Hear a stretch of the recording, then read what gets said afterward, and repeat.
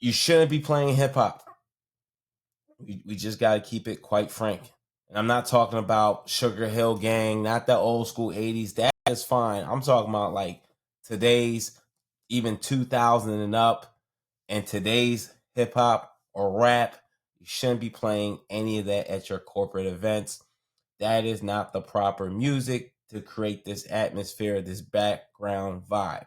It's just not. And we should all know this. It's not appropriate at the end of the day. Now let's talk about gear and setup considerations. Depending on the event, you might want to go with a smaller setup. However, if it's a maybe it's a conference, you might want to go with a larger setup depending on the amount of space and depending on what's needed. You might need things to be more wireless. You might have to do things on the AV side. So again, your gear and your setup will range depending on what your client wants. And those are questions you should ask during your consultation so you have some clarity. And again, man, if you want to show value when people aren't on the dance floor, make sure the communication is there. Again, make sure you're following what your client wants. Also, looking apart, bringing the energy, whether it's smiling, even you dancing. I think that's more important. Showing yourself having a good time. Those are just super important, man. Super, super important. Now let's think about business and branding. Now this is important. When you want to do when you're doing these corporate events, man, think about your business and branding. Keep that in mind, but also think about the clients. Are you dressed apart? Does your brand fit with this brand? And that can come with also your gear.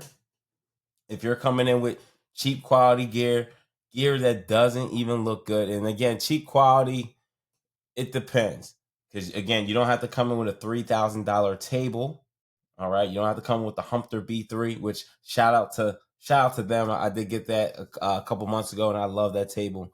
And I take it to a lot of my corporate events where the spacing is proper and it's right, and it's indoors. I got the white Humper B3 table. But think about it.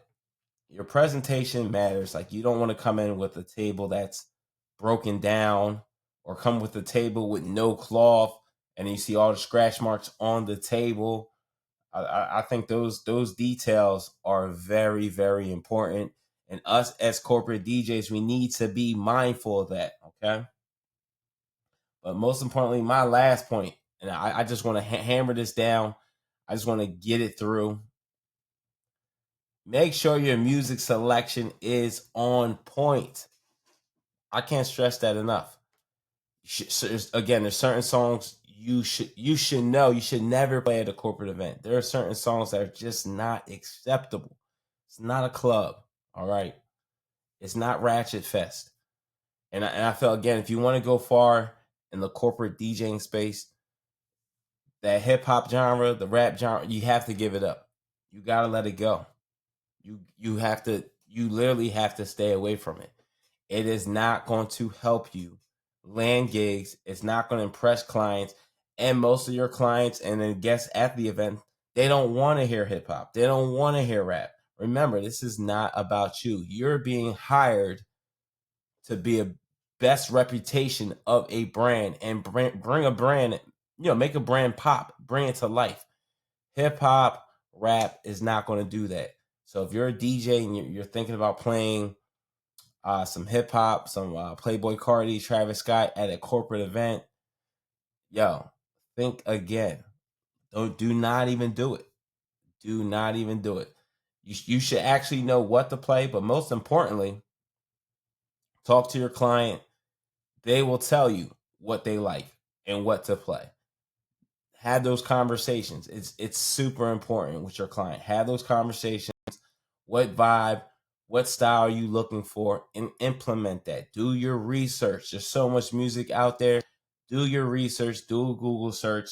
See what DJs. If you're not familiar, see what DJs are playing at corporate events. But also use your brain up here. If your audience is between 40 and 60 or 50 and 70, you should know you shouldn't be playing anything, especially any hip hop. You should know that. It's just common sense at the end of the day, ladies and gentlemen.